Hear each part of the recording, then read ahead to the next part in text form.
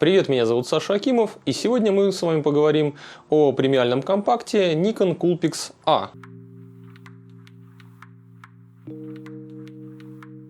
В прошлом своем обзоре я пообещал, что не буду впредь игнорировать Canon и Nikon, и обещание держу. Прошлый обзор как раз был про Canon G1X, это 1,5-дюймовая компактная камера, а сегодня вот я как раз расскажу про APS-C компакт от Nikon. Хоть долгое время Canon с Nikon мы были склонны заполонять рынок какими-то однотипными, малоинтересными камерами, все же эти консервативные гиганты иногда выпускали какие-нибудь неординарные, необычные камеры. Редко, но довольно интересные камеры у них все-таки выходили. Герой сегодняшнего обзора именно таков. Nikon Coolpix A какого-либо успеха не снискал в свое время, он очень плохо продавался, никому был не нужен, и как бы Nikon как-то с ним промахнулась, казалось бы. Но со временем эта камера стала по-своему культовой. Такое нередко случается с различными продуктами, когда какая-то действительно интересная, хорошая вещь не нашла какого-либо отклика, не нашла успеха среди потребителей.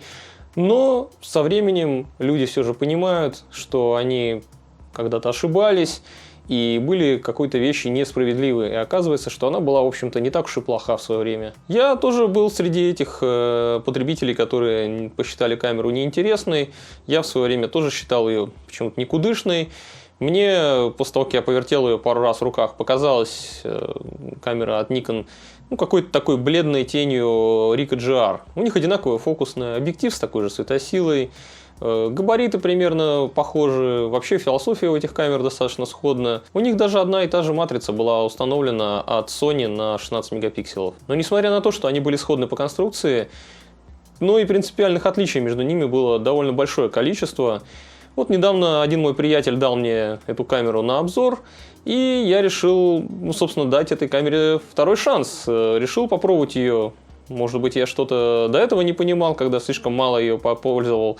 Сейчас я решил ее использовать достаточно длительное время и посмотреть, что она, в общем, может. И заранее хочу сказать, что после длительного использования, а не какого-то мимолетного, я поиспользовал ее в разных условиях, я был приятно, в общем, удивлен. Да, эта камера была действительно очень недооцененной. И, естественно, в сегодняшнем обзоре я подробно расскажу, чем камера отличается от Ricoh GR, чем она сходна с ним, чем она хуже, чем лучше. Но прежде чем мы приступим к исследованию самой камеры, хотелось бы все-таки рассказать, при каких условиях, в каких обстоятельствах она вообще появилась на рынке. Как я ранее уже упоминал, Nikon достаточно консервативная компания, и старые японские деды, которые сидят там в офисе где-то и руководят ею, не слишком-то торопятся заниматься какими-либо инновациями. Они крайне дозированно выпускают что-то новое, чуть-чуть добавляя свежего в последующих камерах. Им особого смысла и нет делать что-то тотально крутое,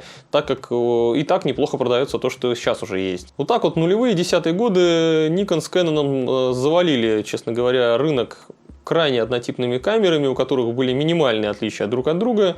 Там, не знаю, доходило до уже совсем какого-то абсурда, где там, не знаю, в одной камере Wi-Fi появился, и все, это уже считалась новая модель. Какая бы то ни была градация у моделей была лишь по степени урезания функционала, то есть какая-то была полноценная камера подороже, какая-то была средненькая, чуть-чуть подурезанный у нее был функционал, и было совсем какое-то дно для начинающих. В начале десятых годов Nikon видел себя исключительно как производителя зеркалок, и несмотря даже на то, что уже беззеркальные системы мощно развиваться начали в этот момент, Nikon смотрел на это с таким неким скепсисом, что было, в общем-то, ошибкой, как показывает практика. Чтобы вы понимали, насколько Nikon староверы, нельзя не упомянуть о том, что, например, пленочный фотоаппарат Nikon F6 перестал ими выпускаться только лишь в 2020 году. В то время, когда многие компании уже бурно развивали беззеркальные системы, пускай они были еще на тот момент немножко корявыми, с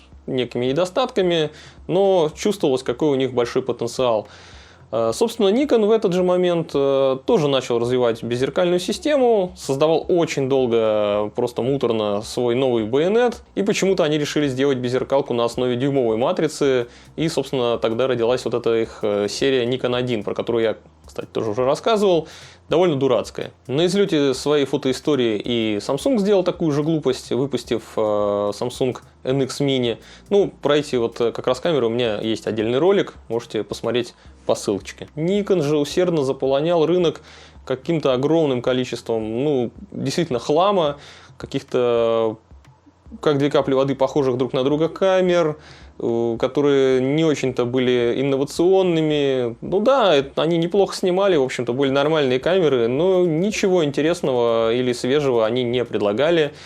И, естественно, рыночком он был в этот момент наказан. В 2014 году из-за финансовых трудностей они вообще чуть не загнулись. Но тогда они очень разумно прекратили выпуск дурацкой серии Nikon 1, сократили свои расходы, оптимизировали производство и смогли таки выжить все же. Ну и вот за год до того, как компания чуть не накрылась медным тазом, в 2013 году была выпущена камера, про которую сегодня мы будем разговаривать. Nikon Coolpix A. Тут, кстати, странная история также и с неймингом. Как известно, у Nikon существует несколько серий компактов. Они определяются большими буквами в названии. Например, серия AV – это All Weather.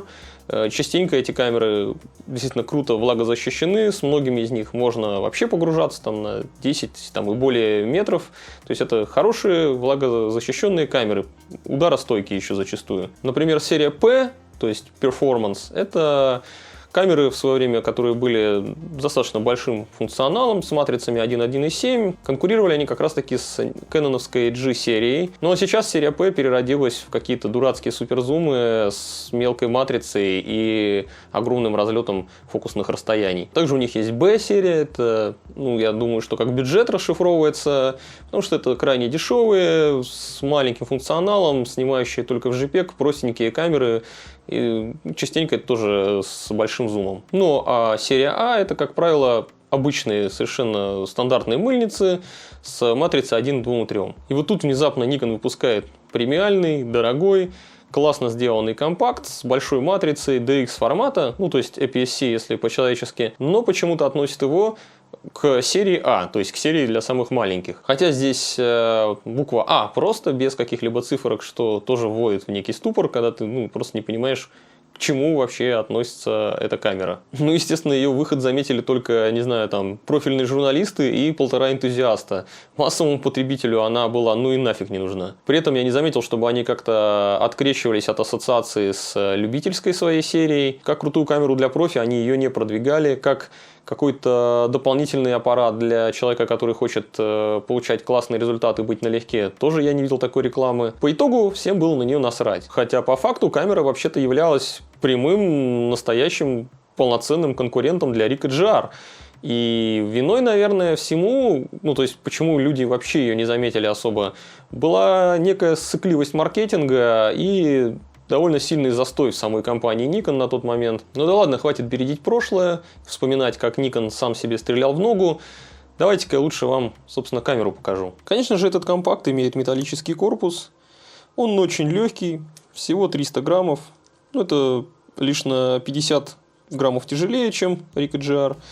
Думаю, вы уже обратили внимание, что мой экземпляр выглядит немного необычно. Это потому, что мой приятель, парень, который дал мне его погонять, до этого немного камеру кастомизировал. Изначально все винты, естественно, были черные, но при очередной чистке матрицы, про это я чуть позже вам расскажу, он заменил их на серебристые, ну а пластиковые и резиновые элементы были заменены на красное дерево. Сразу же отмечу, что передний хват особой погоды здесь не делает. Форм-фактор кирпича не столь удобен, как плавные изгибы у Ricoh. Сверху у камеры имеется вспышка, выдвигается она рычажком, и она не особо-то и мощная. Горячий башмак здесь, конечно же, тоже есть.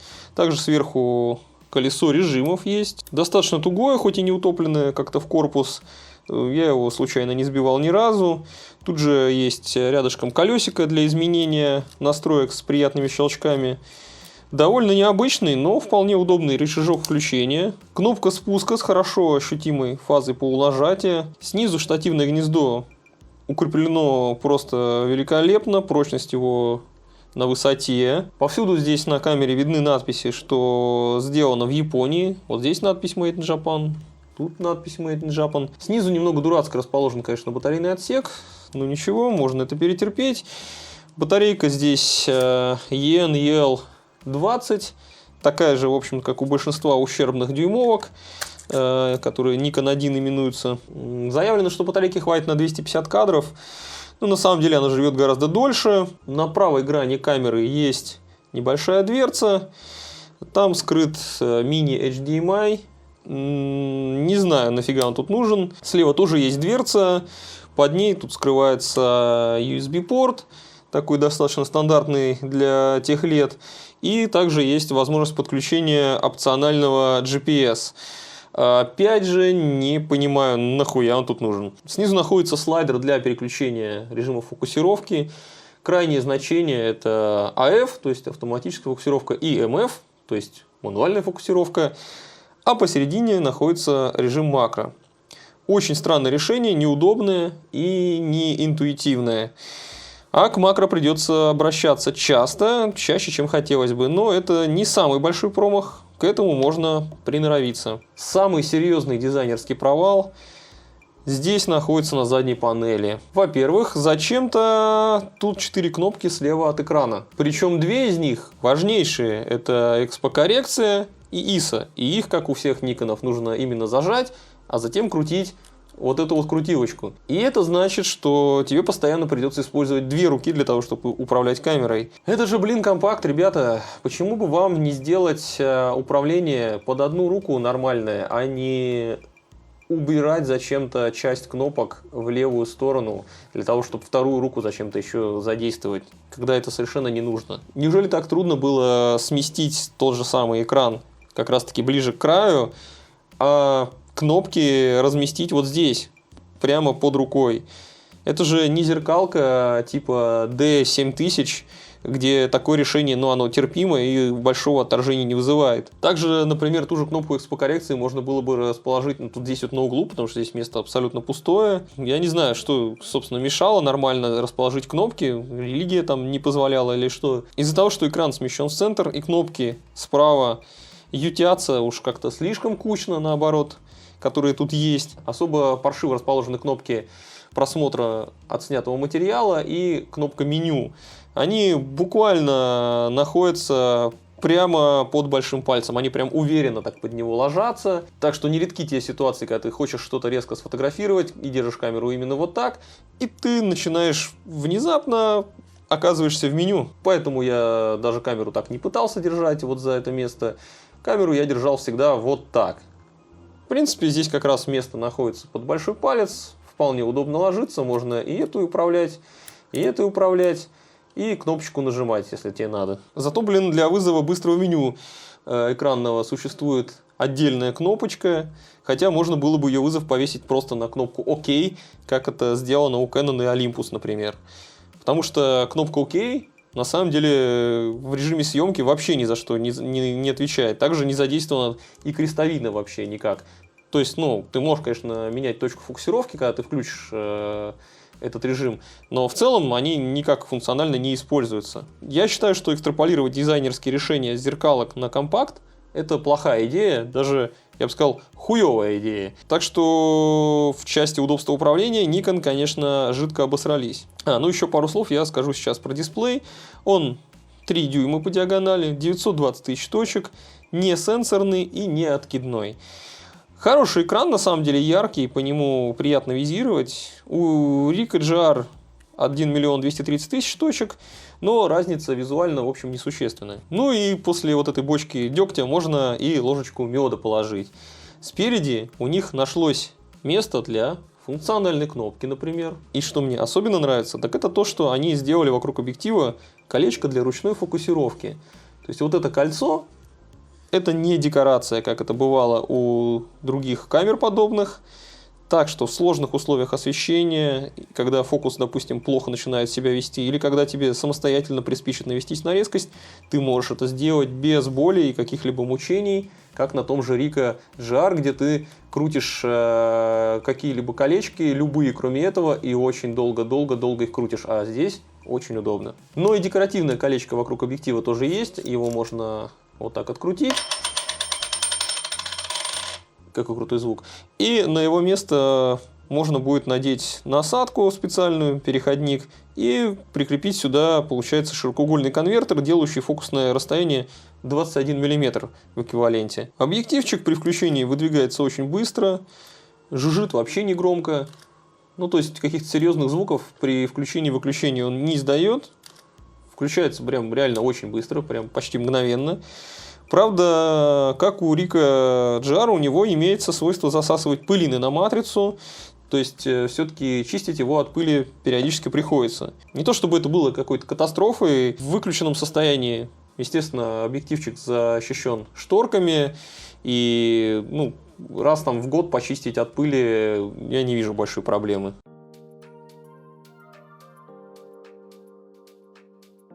Объектив Nikkor 18,5 со светосилой f2.8, что в эквиваленте, в общем-то, равняется 28 мм.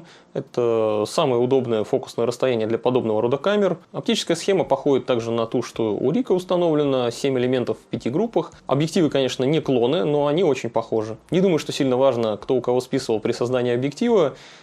Суть это не меняет, объектив действительно хороший, он оптически прекрасен, у него минимальное количество каких-либо дефектов, картинка просто чудесная и детализированная.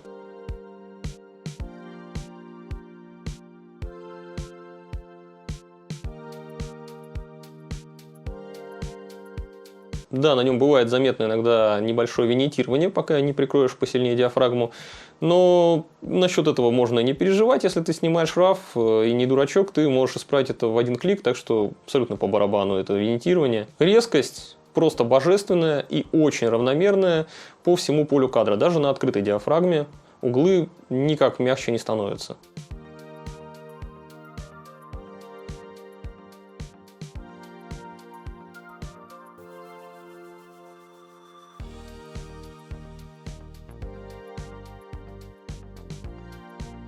Хроматических аберраций я тоже ни разу не ловил. Одним словом, объектив просто отличный, чудесный и замечательный. В общем и целом он ничем не уступает тому объективу, который установлен у Ricoh GR.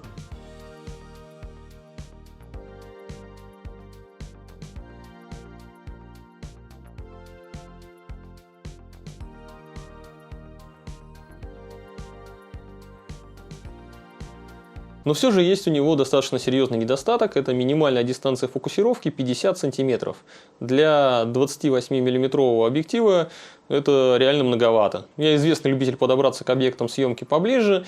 И пару раз бывало такое, что меня вводило в ступор такое вот ограничение. Естественно, если ты хочешь что-то сфотографировать ближе, чем 50 см, то ты переключаешься уже в макрорежим.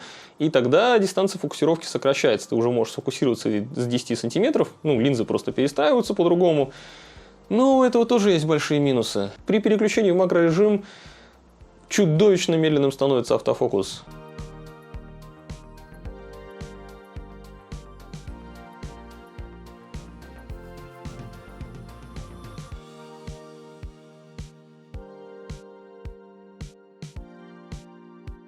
Да и само переключение в макро, оно крайне неудобно реализовано, как я уже об этом говорил, когда показывал, как выглядит этот дурацкий рычажок. Но справедливости ради нужно все же сказать, макро снимки получаются замечательные на этот объектив. Тоже резкость никак не страдает, задний план отлично размывается, выглядит хорошо все.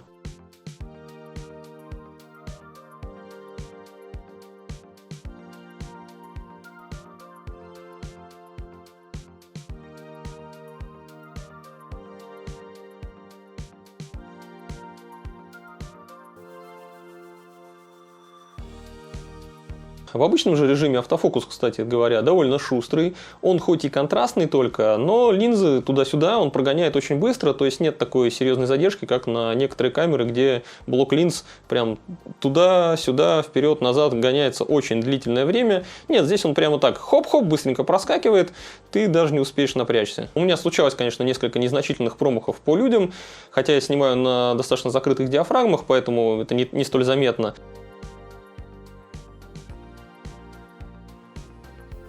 Но в целом он неплохо фокусируется даже на движущиеся объекты.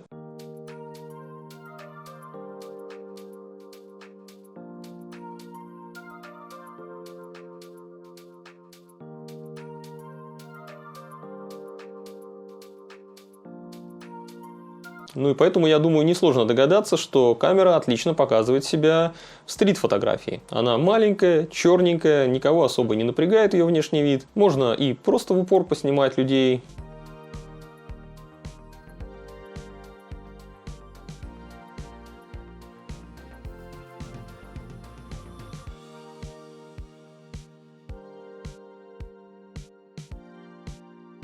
Можно настолько даже в упор снимать, что ты вот с человеком разговариваешь и снимаешь от бедра, и никто этого не замечает, потому что камера очень тихая и деликатная.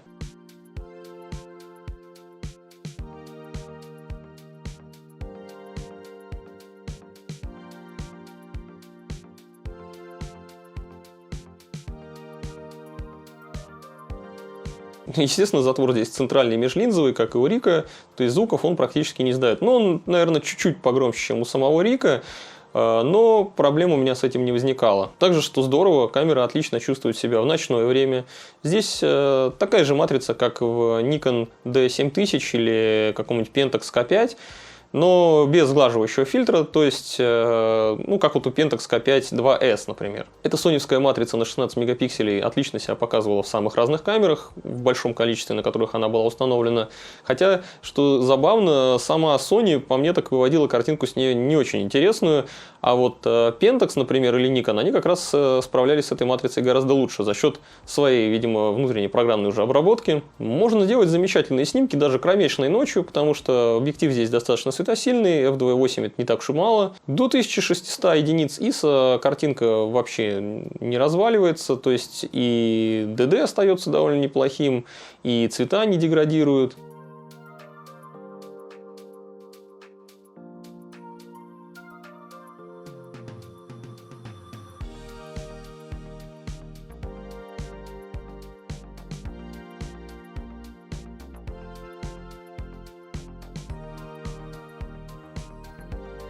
Ну а дальше уже, конечно, начинается серьезная деградация. Где-то, наверное, после ISO 2000 уже подключаются внутренние шумодавы у всех этих камер, и картинка начинает терять детализацию, терять DD, и ну, цвета уже немножко плывут. Благодаря тому, что на матрице отсутствует сглаживающий противомуарный фильтр, картинка просто фантастически детализированная. При этом процессор камеры отличнейше справляется с подавлением вот этого дефекта как раз муара. Я сделал немало снимков на эту камеру, но ни разу не смог вообще, собственно, муар словить на нее. Никогда я снимал в упор котиков, их шерсть не покрывалась нигде никакими разводами.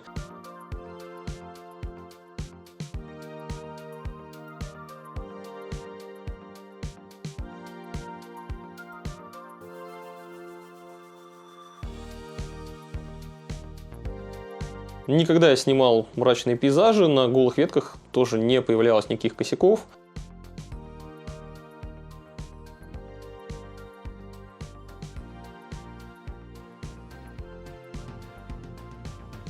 В отличие от Sony RX1R или от того же Fujifilm X100S, которые выходили в этом же году, здесь с подавлением муара полный порядок. Муар здесь практически невозможно получить. Вот мы выяснили, что у Nikon Coolpix A отличная детализированная картинка, без какого-либо муара, без каких-либо хроматических аберраций. Но как же здесь, помимо вот этих всех технических характеристик, как обстоят вообще дела с цветом?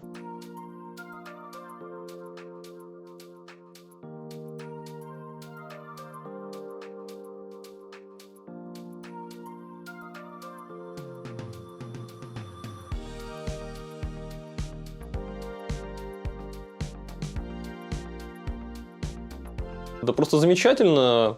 Достаточно неплохой процессор камеры справляется с картинкой очень хорошо. Никаких серьезных косяков по балансу белого я не замечал. Например, вот этого классического увода в зелень, как это было на древних Никонах, тут, естественно, и в помине нет.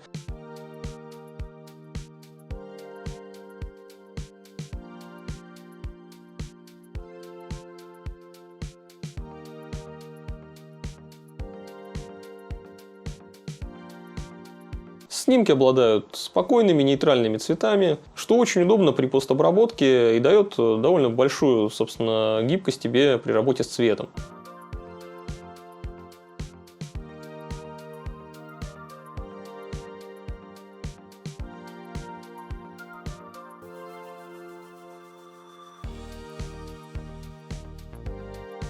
Ну а скинтона, как вы могли уже видеть на снимках, где я показывал людей, тоже вполне сносные. Они не самые лучшие, которые я видел, конечно, среди всех камер. Но прям серьезных каких-то тоже косяков или промахов я тут не вижу. Они, лица не выглядят какими-то слишком уж землистыми или наоборот розовыми. Вполне неплохой скинтон.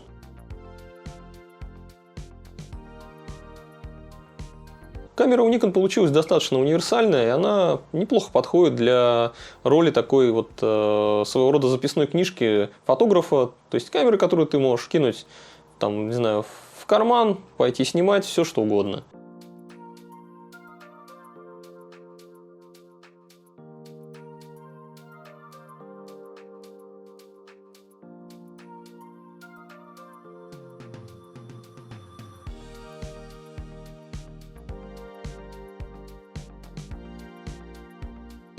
Правда, немного подбешивает у камеры отсутствие все-таки ND-фильтра, и при том, что здесь минимальная выдержка 1 2000, в то время как у Рика, например, 1 4000, и там еще и ND-фильтр есть встроенный, который в автоматическом режиме, если слишком уже длинная выдержка, сам накидывается. То есть это накладывает некие ограничения, потому что в яркий солнечный день диафрагму ты особенно не откроешь, потому что иначе у тебя картинка будет пересвечена, камера просто не сможет отработать ту выдержку, которую необходимо в этот момент. То, что необходимо дополнительно следить за выдержкой, конечно, немножко напрягает, но с другой стороны, я почти все время снимаю на закрытой диафрагме, поэтому с этим проблем особых не испытывал. Нет, конечно, можно поставить переходник на камеру и устанавливать туда любые светофильтры, какие тебе заблагорассудятся, хоть ND, хоть полярик, но, это сильно увеличит конструкцию, и тогда не будет смысла в том, что она вообще компактная, потому что она перестанет, собственно, быть компактной. В общем, несмотря на то, что никоновцы умудрились сделать очень кривое, неудобное управление, я все же смог получить от этой камеры достаточно большое количество удовольствия. Если бы на свете не существовало Ricoh GR, то, в принципе, Nikon Coolpix A можно было бы назвать реально крутой камерой. Но, к большому сожалению для этого Nikon, Ricoh GR все-таки существует, а он является гораздо более могучим, мощным инструментом. Когда камеры эти выходили в 2013 году, они стоили примерно одинаково, причем Nikon даже чуть подороже был. Но на текущий момент, Nikon, я думаю, что является все же более дешевой, более приятной альтернативой в плане финансов. Если ты хочешь себе маленькую камеру для стрит-фотографии с объективом фиксированным 28 мм. Так как сейчас на вторичке Nikon эти продаются за гораздо более приятный для твоего кошелька прайс, нежели Ricoh. После Coolpix A мы больше не видели от Nikon каких-то крутых премиальных компактов. Это можно понять, им, в общем, в последние годы было и не до этого. С 2014 года они усердно боролись за свое выживание, за то, чтобы остаться на рынке и никому не продаться. Но затем они опомнились и стали догонять, наконец, беззеркальный рынок, потому что за ним будущее. Что-то мне подсказывает, что, возможно, Nikon D780 – это последняя зеркалка от компании. Сейчас все их силы направлены на развитие нового байонета Z. И вроде бы их новенькие беззеркалки даже кому-то нравятся, люди их все-таки покупают. Конечно, они не слишком сильно конкурируют с Canon и Sony, но все же они имеют гораздо больший процент от рынка фототехники, нежели тот же Pentax, который, к сожалению, большому завяз в зеркальной технологии своей и продолжает выдавливать, хоть что-то, все, что уже возможно из этой устаревшей технологии. Например, то, что Nikon сейчас не так давно выпустили классную такую стильную камеру, как ZFC, намекает на то, что у них все же появились ресурсы для того, чтобы немножечко экспериментировать. Так что есть надежда, что в будущем они все-таки выпустят еще какой-нибудь классный премиальный компакт. Потому что Coolpix A доказывает, что они, в общем-то, могут в этой области и немало. Но им все же в будущем, если они собираются выпускать что-то конкурентоспособное, придется учесть недостатки, недоработки этой малышки. Хорошая 20-мегапиксельная APS-C-матрица с фазовыми датчиками на ней у них уже есть. Ее просто нужно теперь нарядить в маленький корпус и снабдить ее крутым резким объективом. Причем объектив можно было бы, наверное, даже и не менять. Единственное, что я бы сделал минимальную дистанцию фокусировки поближе, потому что 50 сантиметров – это чудовищно далеко. Будем надеяться, что от Nikon мы увидим что-то еще крутое в этом классе техники. А на этом все. Ставьте лайки, подписывайтесь, напишите в комментариях, что вы думаете по этому поводу. И до новых встреч. Пока.